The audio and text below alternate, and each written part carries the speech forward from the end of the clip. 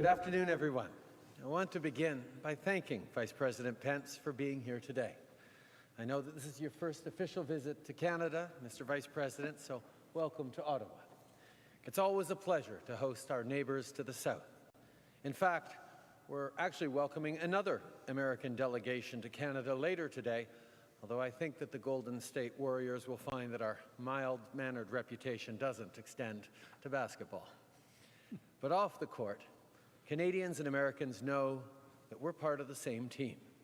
After all, there are no two countries as fundamentally linked as ours. Le Canada est l'allié le plus fidèle des États-Unis depuis plus d'un siècle. Les Américains ont toujours été nos partenaires et surtout nos amis. Nos entrepreneurs travaillent ensemble pour innover et créer de bons emplois pour la classe moyenne. Nos soldats servent côte à côte. Et nos citoyens sont unis dans leur ambition commune d'offrir à leurs enfants le meilleur du monde. Plus tôt aujourd'hui, le vice-président et moi avons parlé de ce que nous pouvons faire pour multiplier les ponts entre nos citoyens et nos industries. Une chose qui ressort souvent dans le cadre de nos discussions, c'est bien sûr l'importance du libre-échange entre nos deux pays. Nos entrepreneurs et nos travailleurs doivent avoir accès au marché américain. C'est primordial. Millions of families on both sides of the border depend on the Canada-US partnership. Look no further than the new NAFTA, a good deal that protects middle-class jobs and helps us build strong communities.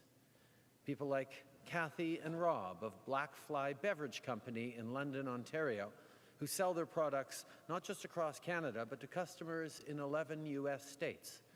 They rely on access to the American market. Or folks like Dario and Brad at the Stelco Steel Company in Hamilton.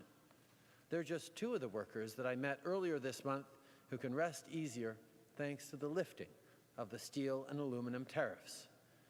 People from Sault Ste. Marie to Sept-Îles told me what great news this is, not just for our industries, but for the livelihoods they count on to support their families. Our government is moving forward to ensure that Canadians see the benefits of progressive trade across North America, which is why I introduced legislation yesterday to ratify the new NAFTA. Later, Vice President Pence and I met with industry and labor leaders to talk about how we can keep advancing this deal and continue driving economic growth that works for everyone. Of course, there is still progress to be made on the trade file. Our government will continue to work towards a positive resolution to the U.S. duties on Canadian softwood lumber. At the end of the day, our industries and citizens depend on the flow of goods between our two countries. Take, for example, the fact that Canada is a stable and reliable source of uranium for American civil nuclear reactors. Maintaining access is good for Canada and the U.S. alike. By finding solutions to these remaining issues, I know that we will create an even stronger trading relationship. And just like we're collaborating to create new opportunities for our workers, Canada and the United States have long known that our world is safer when we work together to protect democracy and the rule of law around the globe. This afternoon, the Vice President and I spoke about the concerning situation in Venezuela. Our government remains committed to the importance of finding a peaceful return to democracy and stability for Venezuelans. The Vice President and I also discussed the arbitrary detention of 2 Canadians in China. Leaders from around the world are standing firmly with Canada as we work to end this dispute with China, something that I spoke with President Trump about earlier this month. Our first priority as a government is to make sure that our citizens are released. I know that Canada and the U.S. are united by our commitment to constructive engagement with China that demonstrates respect for the rule of law, human rights, and open, predictable, and non-discriminatory trade. The bonds of friendship and respect that Canada and the United States have forged will grow stronger as Canadians and Americans continue to build a more peaceful world abroad and thriving economies at home. Again, I want to thank Vice President Pence for being here today. I'm now happy to pass it over to the Vice President, and then I'll be happy to take questions from media. Mike. Thank you, Prime Minister Trudeau. Thank you for those very gracious words about the strong relationship between the United States of America and Canada. Karen and I couldn't be more grateful for your warm hospitality and the warm welcome of people all across this capital city, and I thank you for that. You've been an attentive host, which is a little bit surprising because, frankly, we thought you'd be a little more preoccupied with tonight's basketball game. So let me take this opportunity to congratulate you and all of Canada on a historic first, the Toronto Raptors' first ever appearance in the NBA Finals. I know where your loyalties are, and you know where my loyalties are. It's going to be a great game and a great playoffs. I will say it was unfortunate that as part of our trade negotiations, we were not able to discuss reacquiring Kawhi Leonard and returning him to the United States, but maybe that can be an issue we take up in the future. Mr. Prime Minister, it's an honor for us to be here today in the beautiful city of Ottawa for my first visit to Canada as Vice President of the United States. I'm honored to be here today on behalf of a friend of yours and a great friend of the Canadian people, President Donald Trump. President Trump asked me to be here today to reaffirm one of the most successful partnerships between any two nations in the world, the partnership between the United States and Canada. As the President said 2 years ago, in his words, our two nations share much more than a border. We share the same values. And as we just discussed, we have our occasional differences, but at our core, both of our nations share a love for freedom. And on that foundation, we're building even greater prosperity in the years ahead. Now, we've made much progress on a wide range of issues over the past 2 years. For the United States and Canada, we know are strongest when we stand together.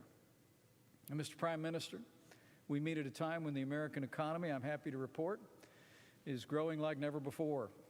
Under President Trump's leadership, we've cut taxes, rolled back regulations, unleashed American energy, and the results have been extraordinary. And I know they've been felt here in Canada. In our country, we've created 5.8 million new jobs, including nearly 500,000 manufacturing jobs, and our economy grew by 3.1% last quarter. And the unemployment rate hit its lowest level in 50 years, with wages rising at their fastest pace in more than a decade. But President Trump also promised that we would turn the page on decades of unfair trade deals that sacrificed our prosperity and too often, in his words, shipped away our companies, our jobs, and our nation's wealth. And that's the reason that brings us together here today and the progress that we have made in renegotiating a trading relationship, an economic relationship between our two nations that will benefit both our countries. Free, fair, and reciprocal trade, we believe, is absolutely vital to both of our nations. Last year, trade between the United States and Canada totaled more than $714 billion. In fact, nearly $2 billion in commerce, and 400,000 people cross our borders every single day. The United States also is Canada's top foreign direct investor.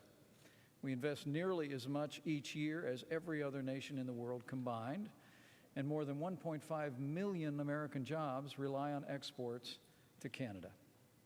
But because it was negotiated a quarter century ago, as you recognize, Mr. Prime Minister, and as did President Trump, the current North American Free Trade Agreement is just simply out of date. That's why just 4 months into our administration, the President directed our United States Trade Representative to begin talks with Canada and Mexico to renegotiate and replace the North American Free Trade Agreement, and we're well on our way. Mr. Prime Minister, I remember when we spoke about these negotiations early on in our administration. It was at a meeting in Providence, Rhode Island in July of 2017. You spoke about the issue, I spoke about the issue. And when we met again at talks, as talks progressed, and we talked in Lima, Peru during the Summit of the Americas last year, I saw your determination to drive a hard bargain for Canada, just as President Trump was driving a hard bargain for the United States of America. But the President and I are truly grateful. We're truly grateful for your determination to see this agreement reached. It took more than a year of work, but in November of last year, President Trump met with you and President Peña Nieto of Mexico and Argentina, and there the three of you signed what will be for us the largest trade deal in American history. The United States-Mexico-Canada agreement is forged. As the President said, the USMCA is a win for American jobs and American workers, but as I said to you the first time we met, we believe the USMCA is also a win-win-win for all three of our nations. It's superior to NAFTA in virtually every respect, and it will, as the President has said, lead to much greater growth and opportunity throughout our countries and across North America once it's ratified. Since we signed the USMCA, we're pleased with the progress that we've made to approve the deal. Just last week, our three countries reached a deal that lifted tariffs on steel and aluminum from Canada and Mexico in exchange for reciprocal cuts to tariffs on American goods. And Mr. Prime Minister, I know the President and our entire team are grateful for your willingness to work with us and resolve the issues associated with those tariffs. And I'm grateful to hear again today that just yesterday you introduced legislation here in the House of Commons to implement the USMCA in Canada. So on behalf of President Trump and the American people, let me thank you for your leadership and your partnership in the cause of our shared prosperity. And I can assure you that the President and I are working with members of the United States Congress to pass the USMCA and pass the USMCA this summer. For too long, we've allowed an outdated trade deal to hurt good-paying jobs that built our middle class in your country and in ours. The USMCA simply is an idea whose time has come. And once it becomes the agreement between our nations, the law of the land, the people of the United States and Canada, we believe will flourish like never before. Prime Minister, as we work together to pass this historic trade deal, we're also standing strong. We're standing strong for our shared values on the world stage. And I was pleased to speak to you about our mutual interests in our meeting today: democracy, human rights, and the rule of law. To that end, the United States today renews our call on the Chinese government to release the two Canadian citizens who have been wrongfully detained for the last 6 months without due process of law. We stand with Canada in this cause, and we will continue to until your citizens are restored. We know you will not be intimidated by the use of coercive tactics, and neither will we. And finally, as we discussed earlier, let me thank you for the strong stand that you and Canada have taken in support of a free and democratic Venezuela. The United States was the first nation on earth to recognize interim President Juan Guaido as the legitimate president of Venezuela, and Canada has been by our side and by the side of the Venezuelan people every step of the way. Canada's imposed sanctions on 113 of the dictator's cronies. You've promoted the cause of freedom and free Venezuela inside the Lima Group and the OAS. And the two of us have said with one voice that Nicolas Maduro is a dictator with no legitimate claim to power, and Nicolas Maduro must go. But now, Mr. Prime Minister, as you know well, and as we discussed, we must continue to work together to hold Maduro accountable for his actions that are impoverishing his nation and oppressing his people. We also need to work together to expose the malign influence of Cuba within Venezuela and call upon Cuba to cease that influence and allow Venezuela's freedom to flourish. And we must stand together with the Venezuelan people until freedom and democracy are restored. And Mr. Prime Minister, I can assure you that we will. Under President Trump, America's commitment to liberty in this hemisphere of freedom has never been stronger. And Prime Minister Trudeau, we look forward to working with you to build on our progress together on a shared commitment to the values of freedom and liberty. The United States and Canada have stood shoulder to shoulder in the defense of freedom for generations. Our ancestors fought side by side in the great conflicts of the 20th century. And in recent years, our armed forces have fought against the scourge of radical Islamic terrorism across the Middle East. And both of our nations have endured great sacrifice. You know, as I shared with you earlier, Mr. Prime Minister, on my many trips overseas to visit American soldiers in Afghanistan and Iraq, I never remember a time that I didn't see the flag of Canada flying over the base that I was visiting, in Bagram or Baghdad, You were always there. And the Canadian people have the thanks of the American people for your commitment to freedom and to our shared security. The United States will always honor this alliance for freedom. And we will always honor the sacrifice of soldiers from both of our nations. And later today, it will be my honor, along with my wife, Karen, to pay our respects to the American and Canadian patriots who stepped up to serve when we visit the National Military Cemetery at Beechwood. As I reflected on at our Arlington National Cemetery this last weekend, we, in both of our nations, owe a debt to these heroes that we can never fully repay. But we will always honor the service and sacrifice of all of those who've worn the uniform in the defense of freedom in the United States and in Canada and among all our allies. It's really thanks to them that our two countries enjoy the peace and prosperity that we do today, unparalleled in the history of the world.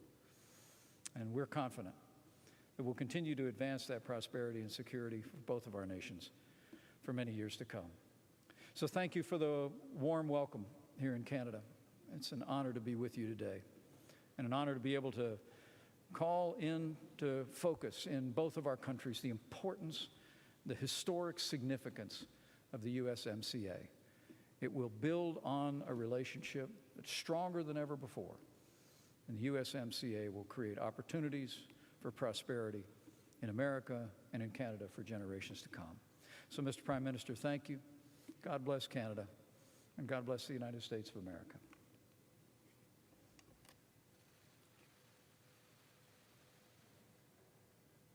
Steve Chase, The Globe and Mail. Good afternoon, Mr. Vice President and Prime Minister. Thank you for taking our questions. I have a question for you on Huawei, and then I'll have a follow-up after your initial response. Mr. Pence,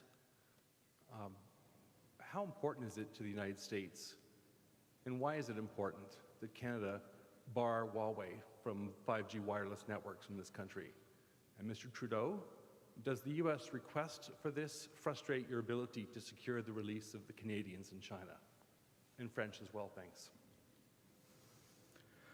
Well, thank you for the question. And let me say we've been very clear with Canada and with all of our allies that we consider Huawei incompatible with the security interests of the United States of America or our allies in freedom-loving nations across the world. We've urged our partners in Europe. We continue to urge Canada in this regard. We continue to have that dialogue. The simple fact is that the legal framework within China gives the Chinese government access to information and data that is collected by Chinese companies like Huawei, and to have a 5G network worldwide that has access to sensitive national security information, we believe is incompatible with the national security interests of the United States, and we'll continue to take a firm stand.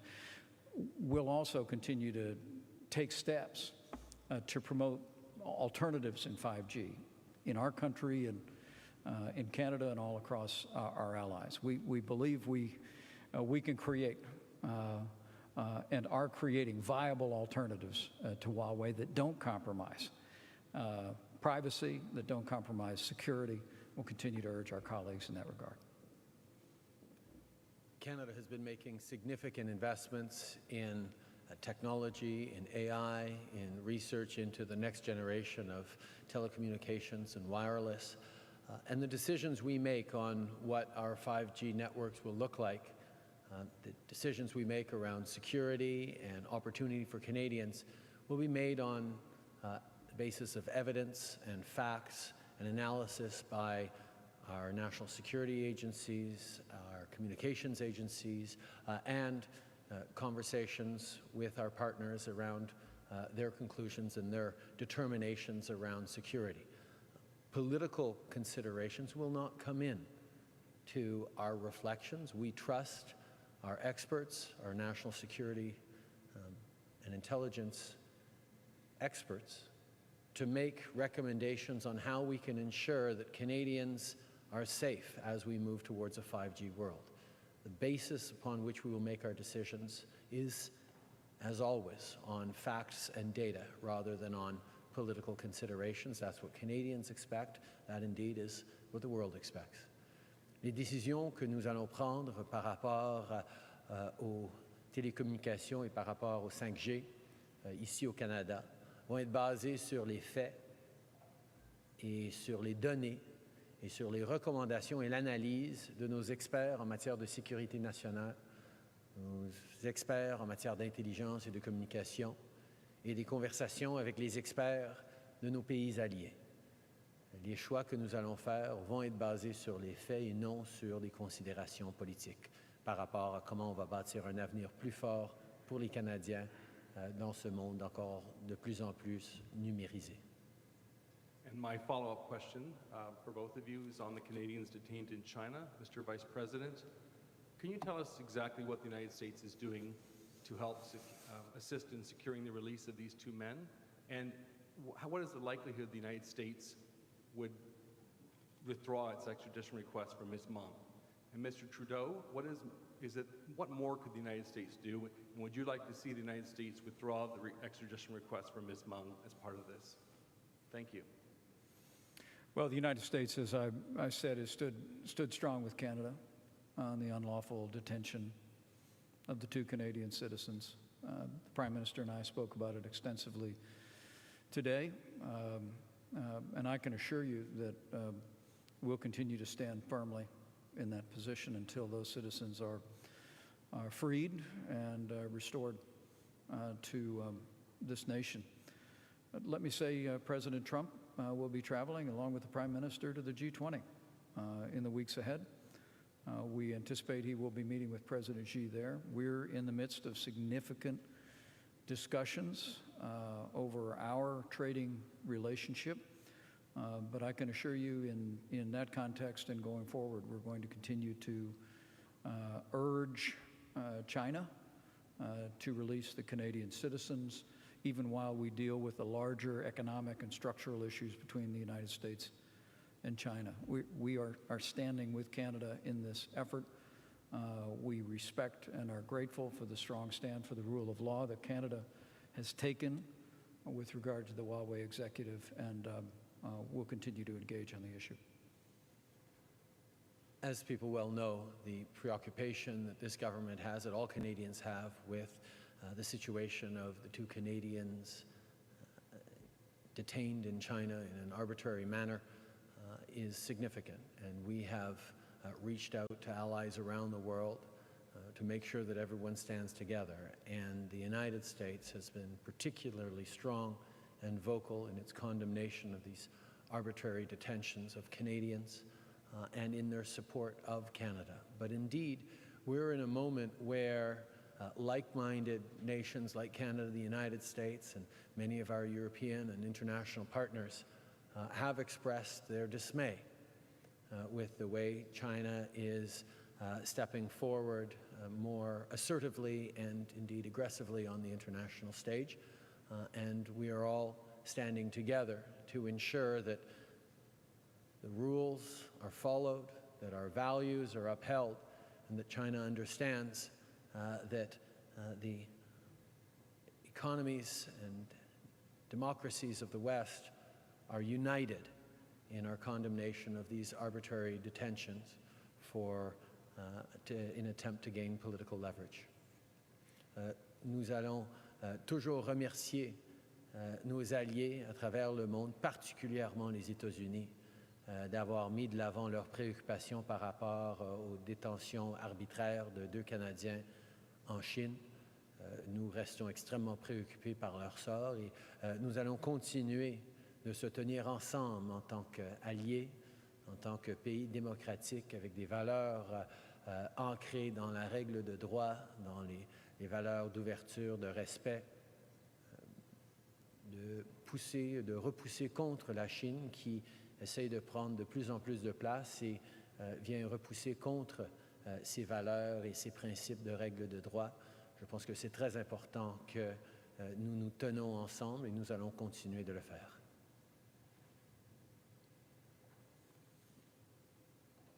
Roberta Rampton from Reuters. Thank you. Everybody. Mr. Vice President, I wanted to ask you about the USMCA. What assurances were you able to give the Prime Minister that you will be able to work with Congress to get it passed this summer? Given that last week President Trump said, among other things, in very heated discussion with and about the Speaker, that Speaker Pelosi does not understand the deal. Should Canada be concerned that this bad blood between the President and the Speaker will cause a roadblock to passage of the USMCA through Congress? And is his threat made in December to, if Congress doesn't move quickly enough, to notify Congress that he will formally terminate NAFTA, is that threat still operative?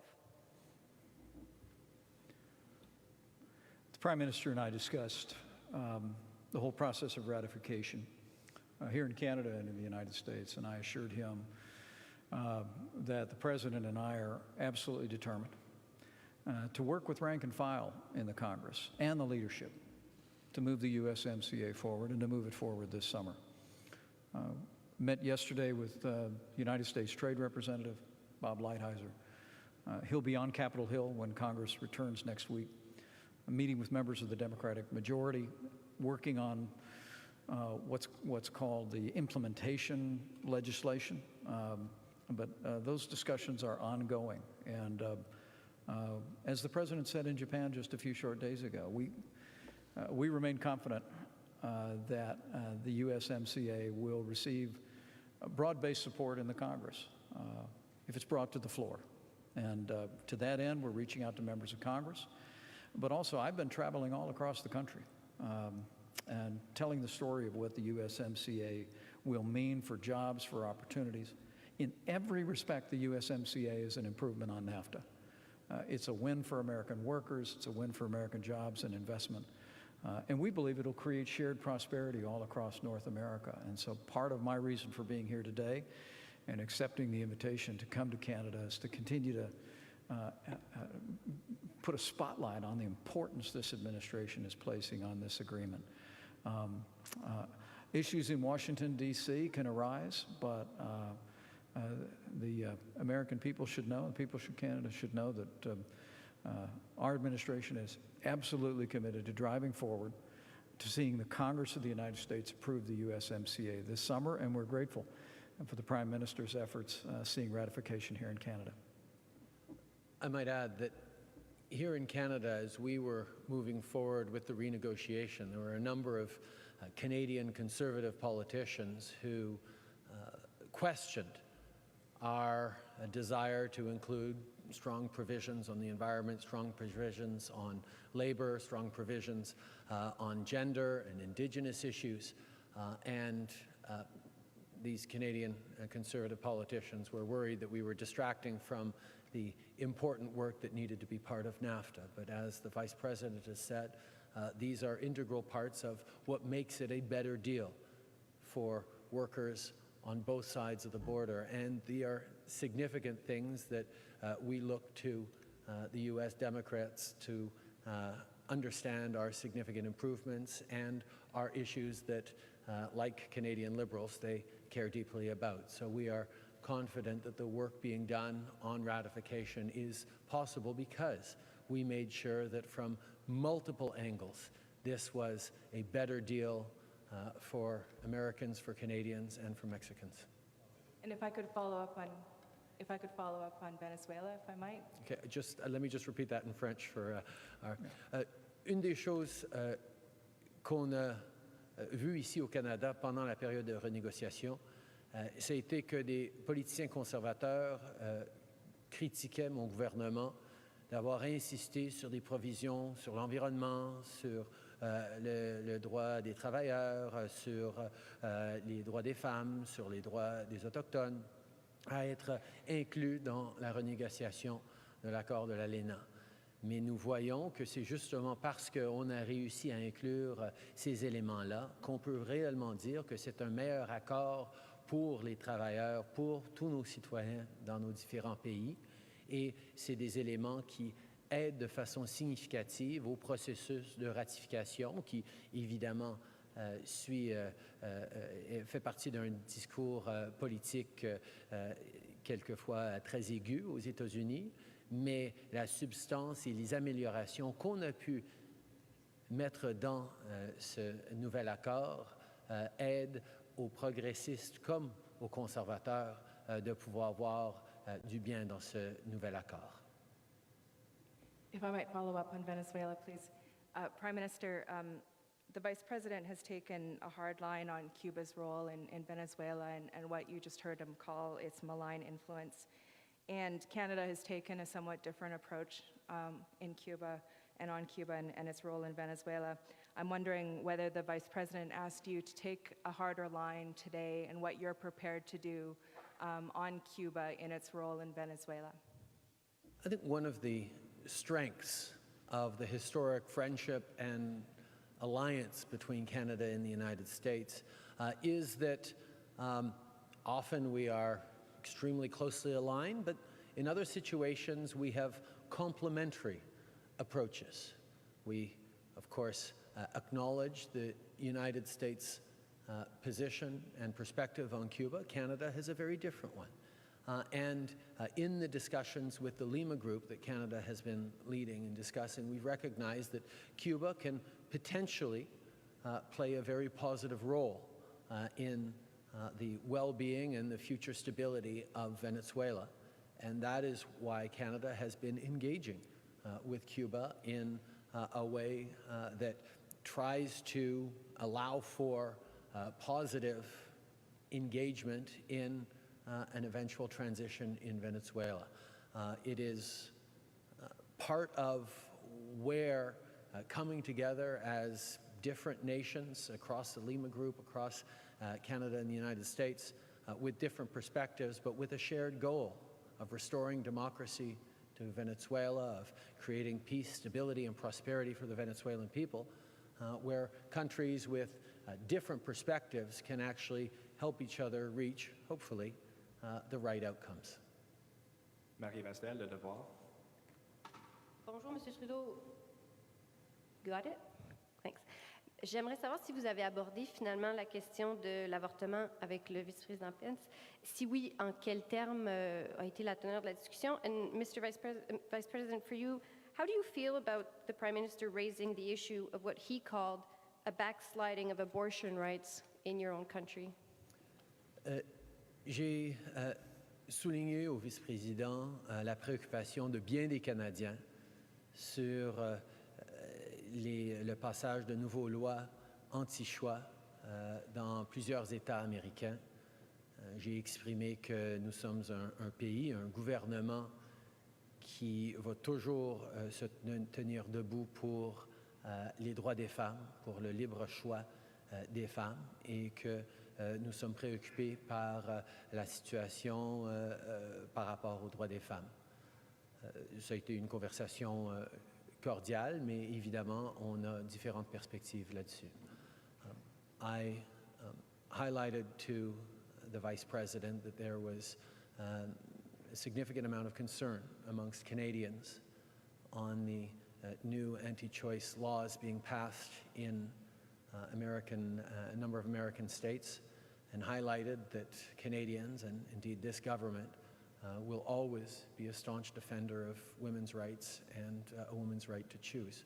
It was a cordial conversation, but it is one on which we have very different perspectives. Did you hear my question? Could you repeat your Yes, question? sure. I asked you, how do you feel about the Prime Minister raising what he called yesterday a backsliding of abortion rights in your own country? Thank you. Well, let me say, I think one of the great things about the relationship between the United States and Canada is that we're able to be candid with one another. We're able to share our perspective on a broad range of issues and different approaches. But let me be clear, I'm very proud to be part of a pro-life administration, and our administration has taken steps to stand for the sanctity of life at home and abroad. What we find troubling is the Democratic Party in our country and leaders around the country supporting late-term abortion, even infanticide. But those are debates within the United States. And I know that Canada will deal with those issues in a manner that the people of Canada determine most appropriate. But for President Trump, for me, for our administration, we'll always stand for the right to life. Does it anger you to be sermoned by someone whose country it's not happening in? And then if I could get a follow-up on the new NAFTA, as we like to call it here. Vice President, why should Canada rush to ratify this deal, given that it seems quite uncertain on your side of the border, and it seems like it's pretty much stalled? Et Monsieur Trudeau, avez-vous des préoccupations quant à ce qui pourrait changer dans le nouvel ALENA d'ici à ce que les Américains finissent par ratifier l'accord? Well, let me reiterate, as the Prime Minister said, we had a very respectful conversation on that issue.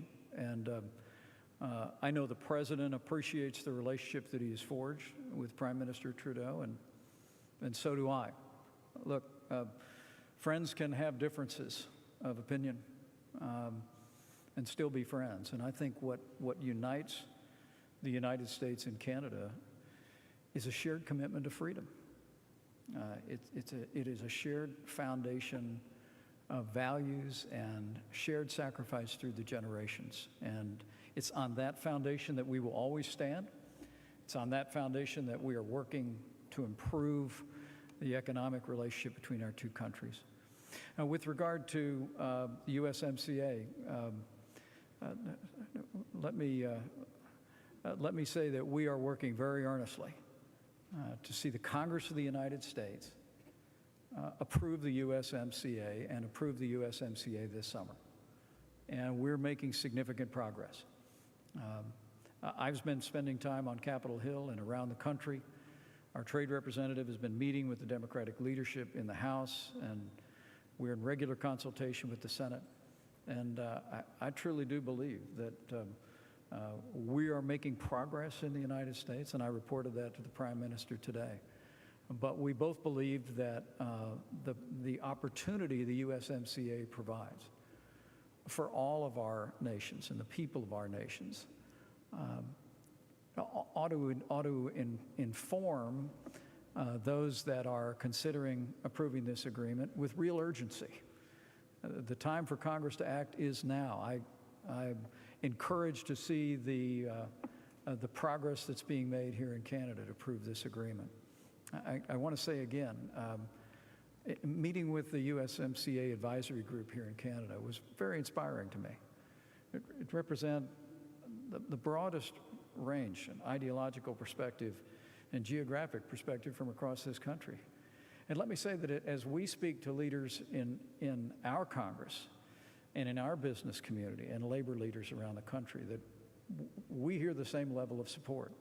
And I'm here today not only to reassure the Prime Minister and the people of Canada that we're driving forward on the USMCA, but also to send word home that amidst all the other issues that Washington, D.C. spends its time on, this is an issue whose time has come, and the Congress needs to act in the coming months to approve the USMCA, and it'll improve and strengthen a growing American economy, and we know it'll strengthen the economies of all three of our nations.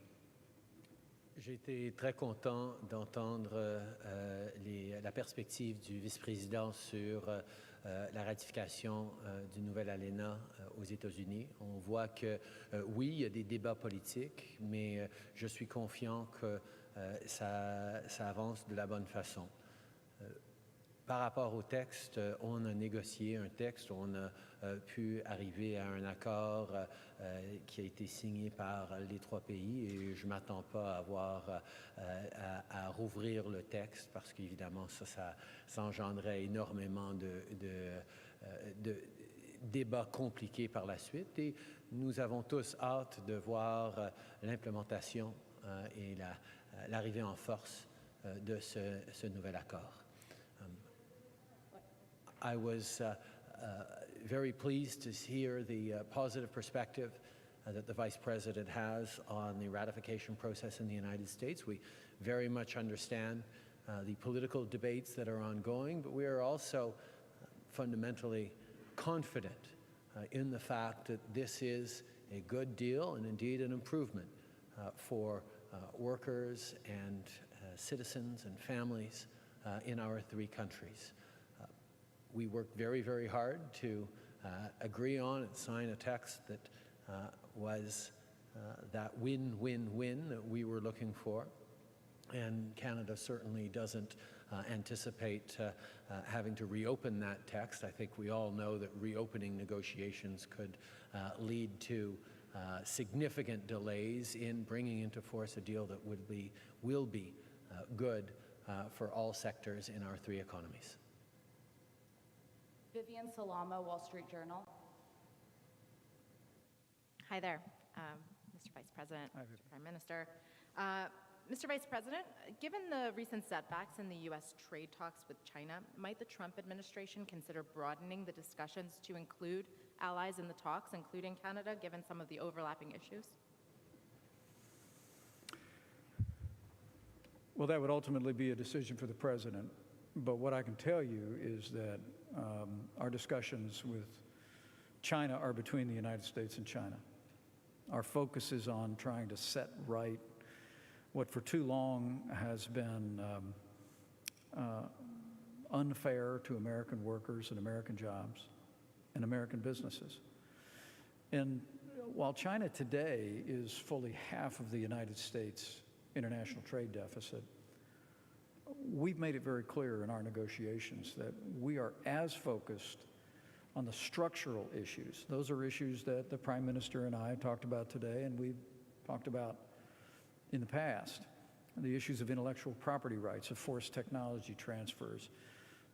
It's absolutely essential for us to make progress that China step forward and embrace the international rules that govern all economic transactions and protect private property rights around the world.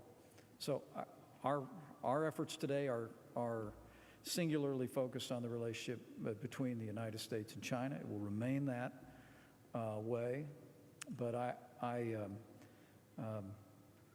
we remain hopeful that when President Trump meets with President Xi at the G20, that there may be progress. But I will say that President Trump believes we're in a strong position either way, that we've imposed more than $250 billion in tariffs.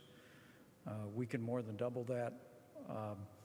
And the President is absolutely determined to take such steps that are necessary to protect American jobs and American workers and maintain that posture unless and until China steps forward with the kind of reforms that will not only reset the imbalance of trade between our countries, but also will have China step forward and embrace the international rules that govern our relationships, that govern market relationships around the world. So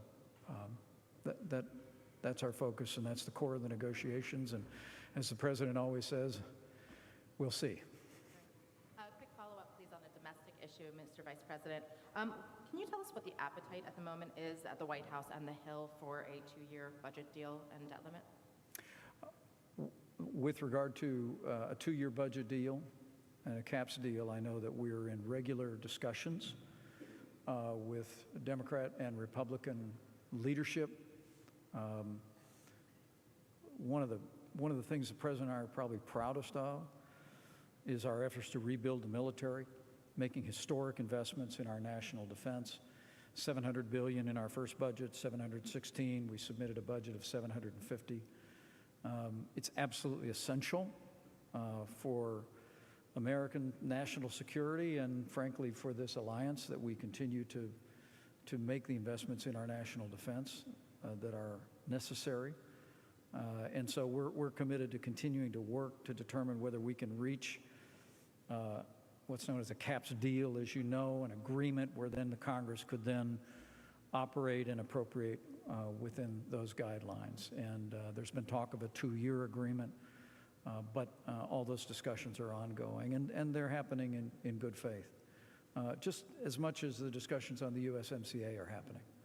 You know, there's a lot that Washington, D.C. and the media focuses on any given day in Washington, D.C., but the American people can be encouraged that we're continuing to make the case for the USMCA, a trade deal that's going to create jobs all across the United States and increase our prosperity. And we're going to continue to work to make sure that our Congress is able to provide the kind of funding for our national defense and for vital domestic programs that'll strengthen that growing American economy. Thank you, Thank sir. Two quick questions for the Prime Minister, if I can. question. Okay. So, can you tell us how important the lifting of the steel and aluminum tariffs were for ratification here in Canada? Would you be pushing for ratification if those tariffs were still in place? We recognize that the continued steel and aluminum tariffs on the Canadian steel and aluminum sector were a significant impediment to moving forward with the ratification of the USMCA. We feel that as we're moving forward on a historic free trade deal, the continued imposition of tariffs, particularly tariffs based on a national security pretext on Canada, didn't make a lot of sense. We responded immediately to those tariffs last summer with countermeasures on American products in the equivalent realm, and it became very clear over the course of the past year that the existence of those tariffs on both sides were an impediment to success for workers, for citizens on both sides of the border. So we were very pleased when the American administration proceeded with a full lift of those tariffs. We recognize we're in a context where the global aluminum and steel trade is of concern to our domestic industries, but we very much feel that working together as we are on supporting our workers and our industries is not just in our own singular best interests, but in the interests of the North American economy. And that's why we are so pleased that we are able to move forward in the right way to protect workers on both sides of the border with the lifting of those tariffs. Great. Thank you. Merci beaucoup tout le monde.